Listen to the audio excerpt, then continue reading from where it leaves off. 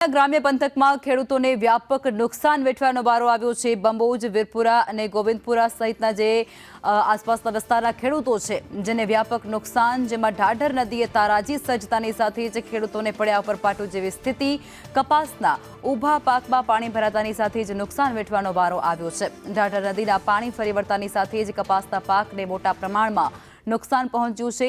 2 દિવસથી પાણી ભરાઈ રહેતાની સાથે જ પાકને મોટા પાયે નુકસાન પહોંચી રહ્યું છે। ખેડૂતોને ફરી એકવાર રોવાનો વારો આવ્યો છે। કુદરતે ફરી એકવાર જાણે તેના પર કહેર વરસાવ્યું હોય તેવું કહી શકાય છે।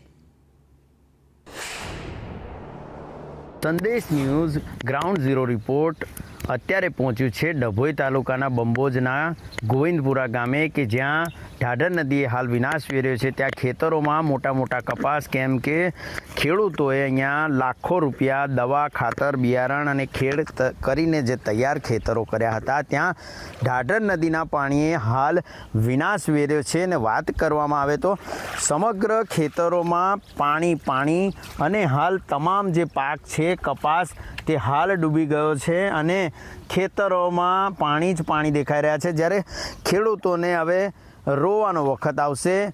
તેમની માઠી દશા, કેમ કે લાખો રૂપિયાનો ખર્ચો કરે છે ખેડૂતો, પોતે લોનો કરે છે, દેવા કરે છે ને આવા પાક છે તે તૈયાર કરવામાં આવે છે, પરંતુ જ્યારે વાત આવે છે તો હવે જ્યારે મોઢે કોળિયો આવવાનો છે તે છીનવાઈ જવાની હવે તૈયારી થઈ ગઈ છે, કેમ કે કુદરતના કહેર આગળ ખેડૂત પણ શું કરી શકે ને તમામ નદીઓ હાલ ઉફાન ઉપર છે ને દેવ ડેમમાંથી જે પાણી છોડવામાં આવ્યું હતું જેના કારણે હજારો હેક્ટરમાં છે તે વિનાશ વેર્યો છે ને તમામ પાકો જે છે તે ડૂબી ગયા છે।